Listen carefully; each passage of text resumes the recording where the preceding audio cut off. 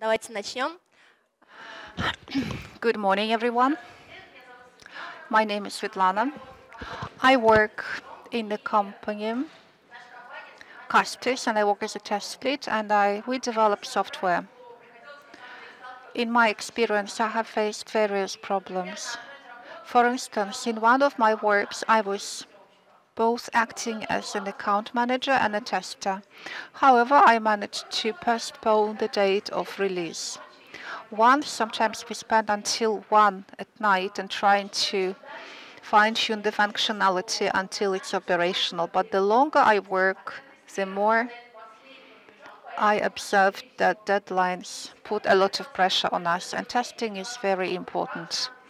So I wanted to discuss with you how we are going to do the tests when we're so much pressed for time. At the beginning, we were very much enthusiastic. We all think about 7 principles of tests and hope that the releases won't have any bugs. The reality is different. After a couple of weeks, we encounter a number of problems. We can't focus. Tasks are simply falling down on us. We're trying to plan the release for tests and trying to perform certain requests coming out from our colleagues, and we cannot find what to do. It takes a lot of time to set up the test environment. Colleagues are sick or on holiday leave. Each of you, I'm sure, has different kind of problems, and you can complete my list. The first reaction is how to survive in this chaotic environment. We are being so pressed, and what can we do about this? Following techniques helped me and my team. We decided to set up priorities and test goals under limited time available. Priority is speed. In this case, we redefine test goal. The goal is to check the particular functionality which is most responsive for the customer in a particular release. We should clearly understand that we do not simply redefine the target, but also make sure that the role of a test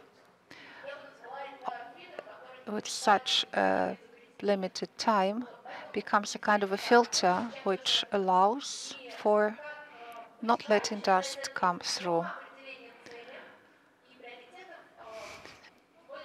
As a result, this technique helps to define the strategy. I'll explain what I mean by a particular example and then bring a number of figures about our project. Let's assume that our product has critical bugs. We have certain conditions.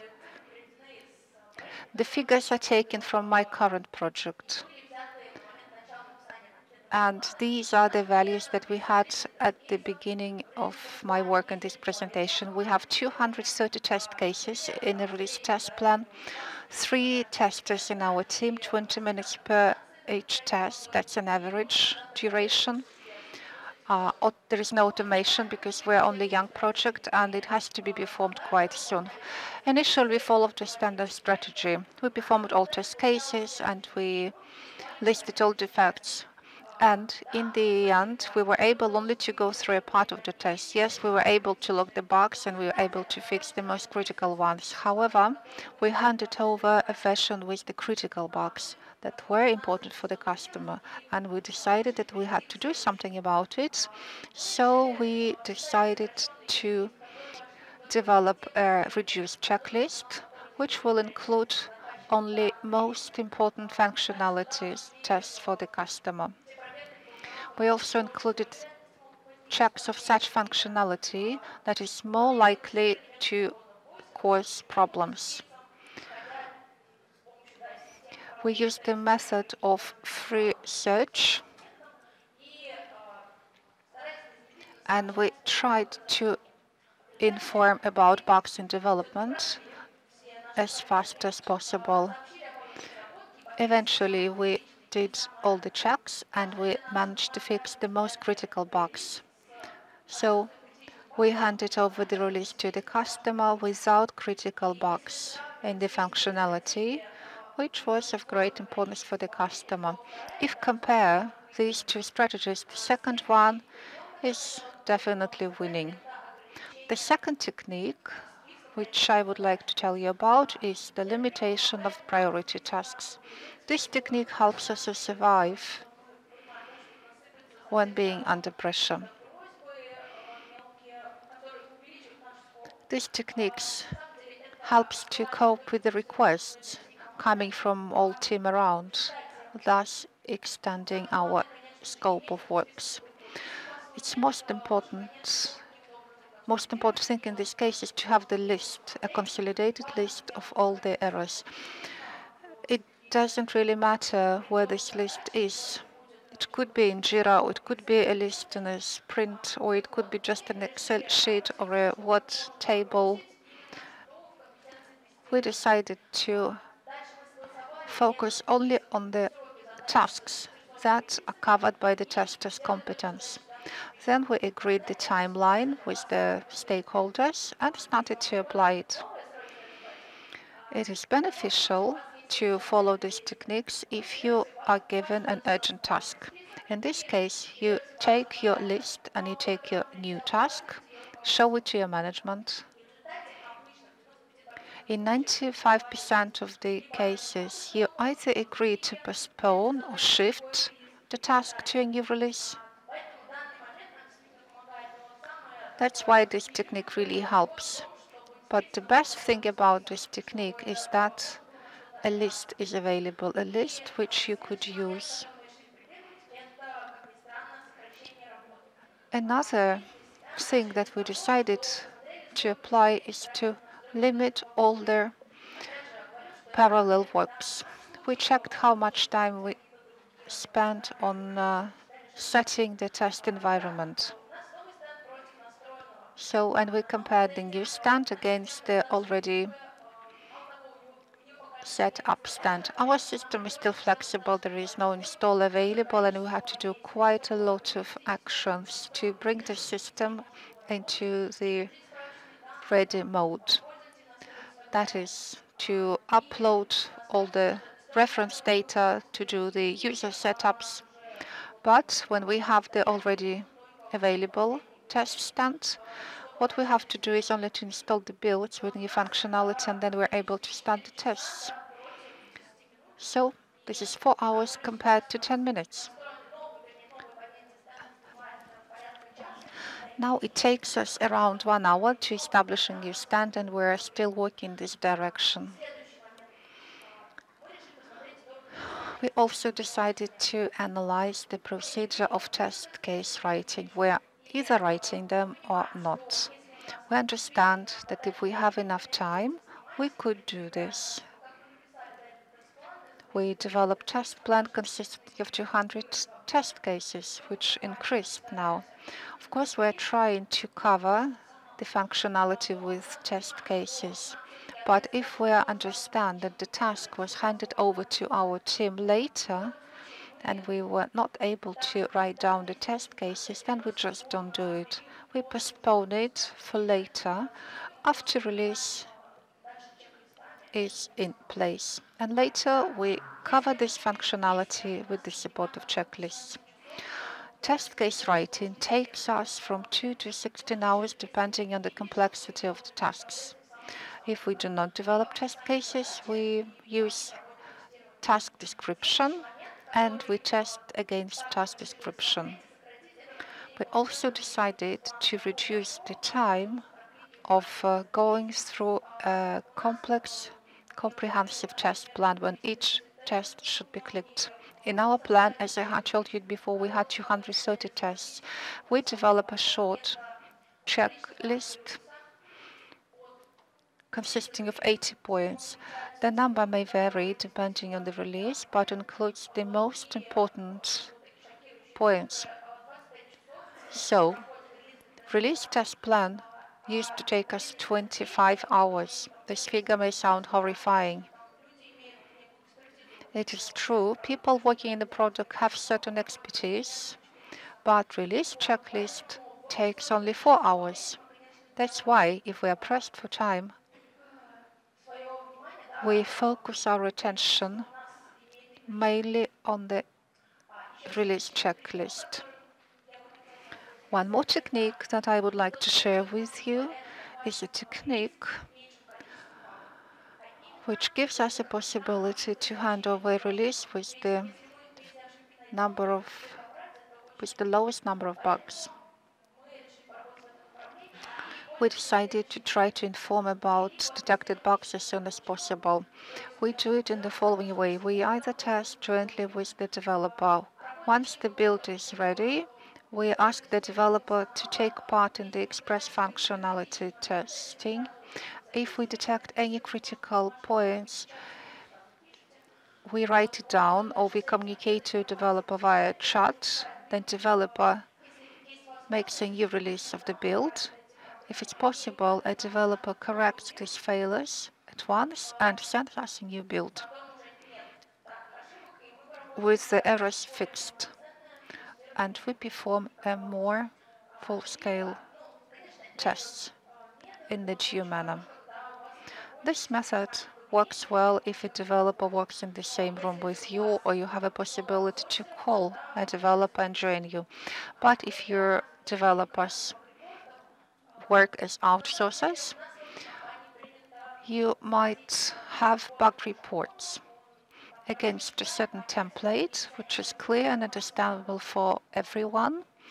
Such bug reports contain standard information and hints what should be done to reproduce the problem. But in these bug reports, we can briefly, clearly describe a reporter what kind of bug happened. Always, it is also good to attach a screenshot explaining what the bug or what the error is. If it is not clear, we get back to a bug and complete it with additional description. It allows us to save time. The target is to inform about bug as soon as possible. In this case, the bug will not go into release. Another thing which helps is availability of test data. We decided to prepare such data in advance and store it. We did it in a very simple way. We created a common folder where all common test data is stored. Our system contains a lot of reference data. This data is well structured and clear, and you should keep it well structured, transparent, in a format of a directory or some kind of reference books or manuals or data on integration testing whatsoever. By doing so, we reach several advantages. We could use the available data when doing next test. We save a lot of time and we somehow cover ourselves in case a colleague who is responsible for the testing of this functionality is away, and we can just cover his absence. The outcomes are as follows. So we redefine the priorities and test targets. We managed to develop applicable test strategy. We decided to limit a set of priority tasks in order not to distract for any other kinds of activities. We reduced parallel works, which we found possible to reduce. Each of you can have different list of works. We inform about the detected bugs as soon as possible, trying to make the good for the customer. And of course, we prepare and store test data. As a result, our initial release test run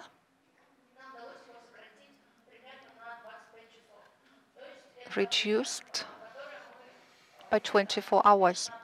This is the time which we no longer spend for such the long period as functionality testing, the first release, and have a clear understanding what the system will look like. That's it for today from my side.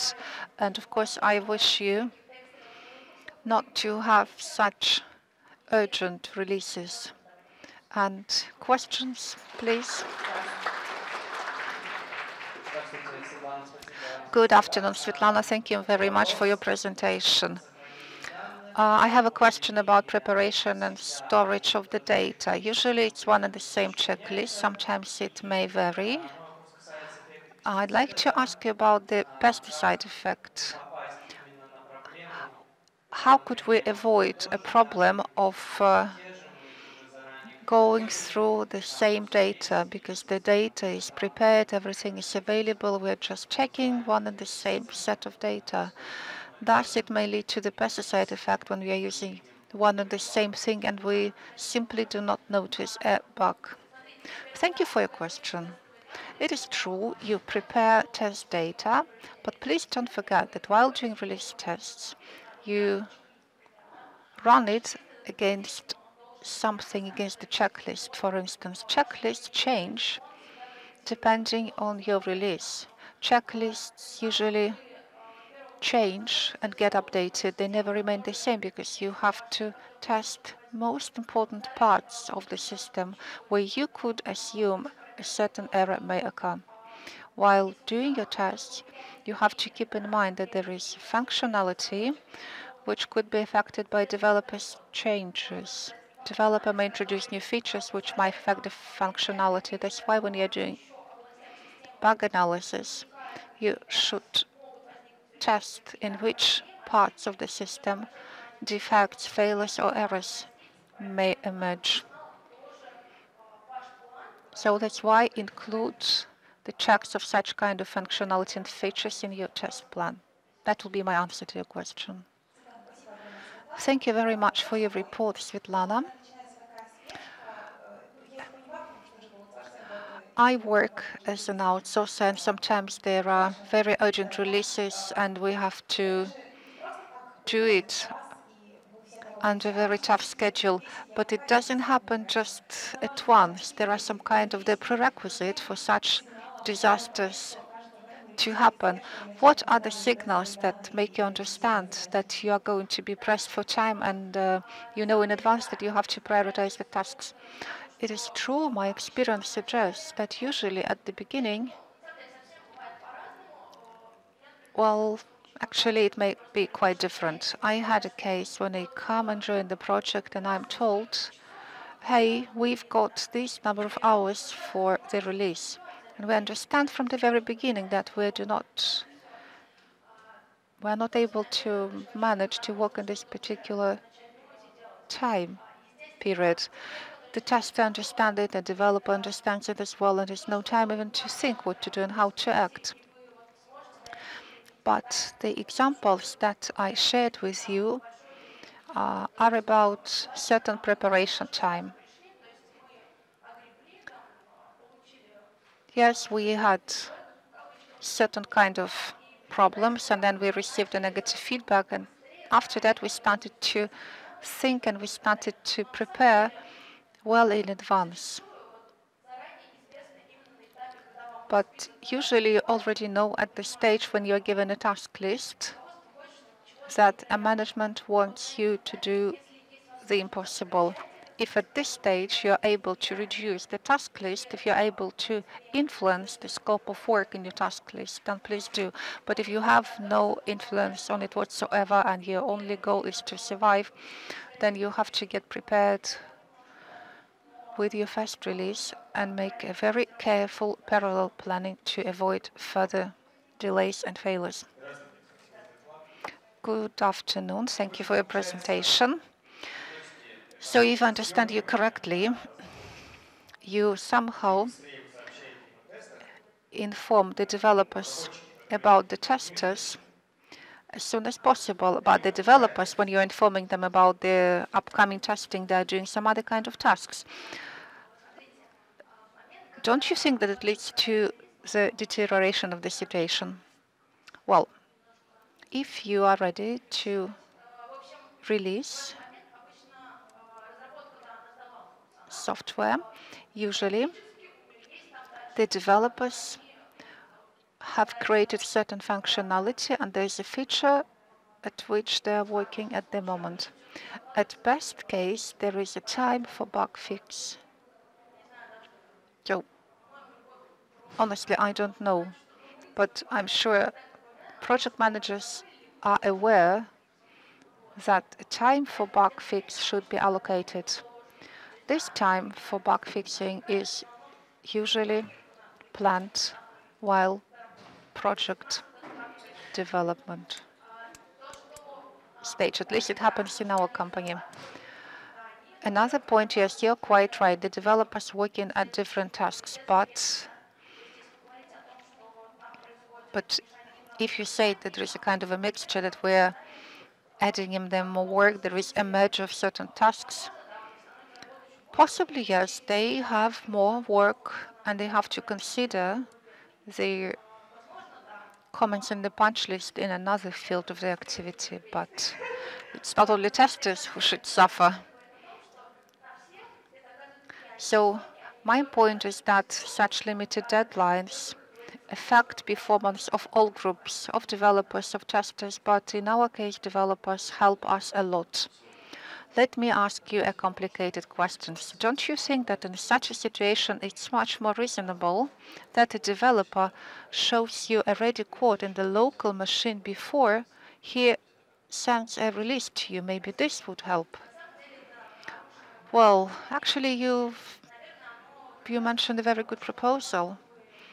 And I guess this is absolutely in line with the idea that the test could be done at the developer's machine. Sometimes we actually do this. We come to a developer and ask him to show what he or she has done. Our developers are very fast and they provide the ready code very fast. Then the testers do the tests, and we are still fighting with this process. But I think your proposal is very important and it could be applied.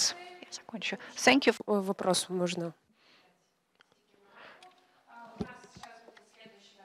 Now we're going to have next presentation, a slight change in the schedule. We'll have Anna. Hope you'll enjoy listening to her. Don't forget to vote.